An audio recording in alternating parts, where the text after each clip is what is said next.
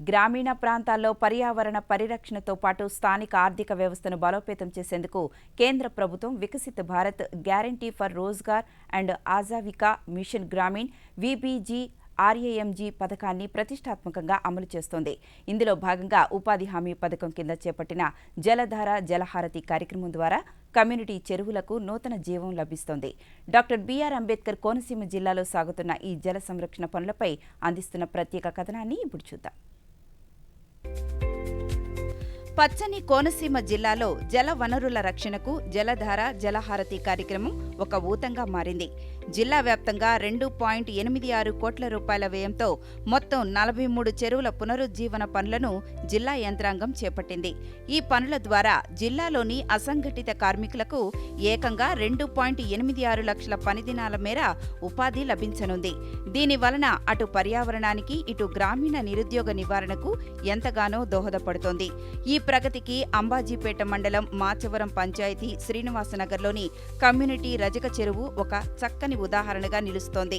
సుమారు 3.5 ఎకరాల విస్తీర్ణంలో ఉండి చాలా కాలంగా పూడికతో నిండిపోయిన ఈ చెరువు అభివృద్ధికి 9,98,175 రూపాయల నిధులను కేటాయించారు.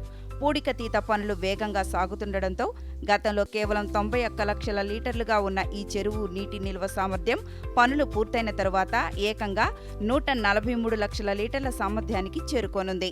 జలధారలో భాగంగా జిల్లాలో 43 చెరువులు ఇప్పటికే మంజూరు ఇవ్వడం జరిగిందండి. అందులో భాగంగా సుమారు 3 కోట్ల రూపాయలతో ఆ చెరువులు టేకప్ చేయడం జరిగింది. అదేవిధంగా ఇతర భూగర్భ నీటిని పెంచే గ్రౌండ్ వాటర్ స్ట్రక్చర్స్ కొన్ని కూడా ఇందులో టేకప్ చేయడం జరిగింది. మొత్తంగా సుమారు 3,660 పనులు ఇప్పటికే జిల్లా కలెక్టర్ గారు మంజూరు ఇచ్చున్నారు. వాటి విలువ మొత్తం 108.5 క్రోర్స్ ద్వారా ఈ జలధార జలహారతి ప్రోగ్రాం కూడా జిల్లాలో ముమ్మరంగా చేపడతా ఉన్నాము. ఈ ప్రాజెక్టు కేవలం పూడికతీతకే పరిమితం కాకుండా బహుముఖ ప్రయోజనాలను చేకూరుస్తోంది. ఈ చెరువులో ఉపరితల నీటి నిల్వలు గణనీయంగా పెరగడం వలన చుట్టుపక్కల పరిసర ప్రాంతాల్లో భూగర్భ జలమట్టం పెరిగి బావులు, బోర్లలో నీటి కొరత తీరుతుందని భూగర్భ జల నిపుణులు స్పష్టం చేస్తున్నారు.